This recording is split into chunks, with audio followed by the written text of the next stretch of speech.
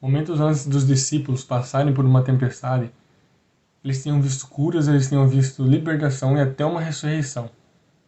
E inclusive ouviram de Jesus a parábola do semeador. É aquela parábola que Jesus conta sobre 4 sementes e ele começa a comparar. O tipo de pessoa que recebe a mensagem de Deus. Ou seja, é uma parábola sobre fé. É algo que Deus está explicando sobre fé. E lá em Lucas 8:22, a Bíblia relata o seguinte: certo dia Jesus subiu num barco com os seus discípulos e disse: vamos para o outro lado do lago. Então eles partiram. Enquanto estava atravessando o lago, Jesus dormiu. O vento muito forte começou a soprar sobre o lago, e o barco foi ficando cheio de água, de modo que todos estavam em perigo. Jesus ali ele não era ausente, mas ele era inativo na vida dos discípulos naquela situação. O perigo real de uma pessoa vai forçar ela duas coisas: ou agir ou travar. Existem sempre aquelas pessoas que na hora de um problema, na hora que ela vê que está em situação real de um perigo, como por exemplo um incêndio, ou ela vai sair correndo fazer alguma coisa, ou ela vai ficar congelada, parada, sem saber o que fazer. Só que aí lá no versículo 24, a Bíblia diz o seguinte, os discípulos chegaram perto de Jesus e o acordaram dizendo: Mestre, nós vamos morrer. Jesus se levantou e deu uma ordem ao vento e à tempestade. E eles pararam e ficou tudo calmo. Uma das coisas que a gente precisa entender é que na hora da prova, o professor sempre espera que a gente saiba o assunto. Na hora da nossa prova, a gente não escuta o professor explicar nada, ensinar nada. A hora da prova é aquilo que vai provar se você sabe ou não se comportar diante de uma tal situação. Quando o aluno tira uma nota alta, existe sempre aquele professor que se orgulha dele. No meu caso, por exemplo, nenhum professor se orgulhou de mim porque eu tirava só 5. Mas uma verdade é que, na hora da prova, o professor sempre espera que o aluno saiba sobre o assunto. Apesar de Jesus ter acordado e atendido o pedido deles, Jesus não ficou falando: eu tô aqui, vou salvar vocês, eu sou o herói de vocês. Ele não passou a mão na cabeça dos discípulos. Muito pelo contrário, ele fez o que tinha que ser feito, mas ele chegou diante dos discípulos e falou, no versículo 25, por acaso vocês não têm fé? Mas eles estavam admirados e com medo, e diziam uns aos outros: que homem é esse? Ele manda até no vento e nas ondas, e eles obedecem. Tá aí uma das coisas que eu não quero, principalmente, ter na minha vida: obesidade bíblica.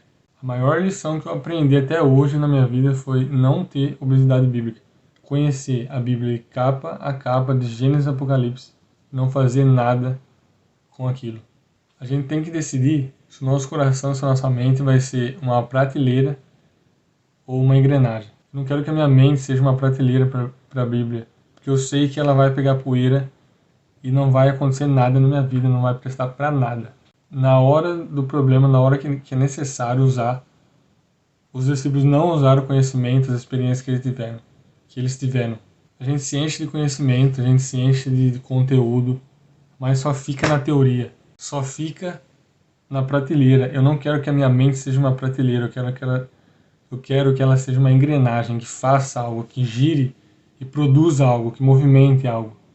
A Bíblia não foi feita para ser lida e ficar armazenando conhecimento sem fazer nada com aquilo. Se você tem lido a Bíblia e a sua vida continua a mesma, você está lendo letras e não está conseguindo digerir o verdadeiro sentido do que Jesus fala. A Bíblia é sobre prática. Quantas vezes Jesus falou sobre prática na palavra dele?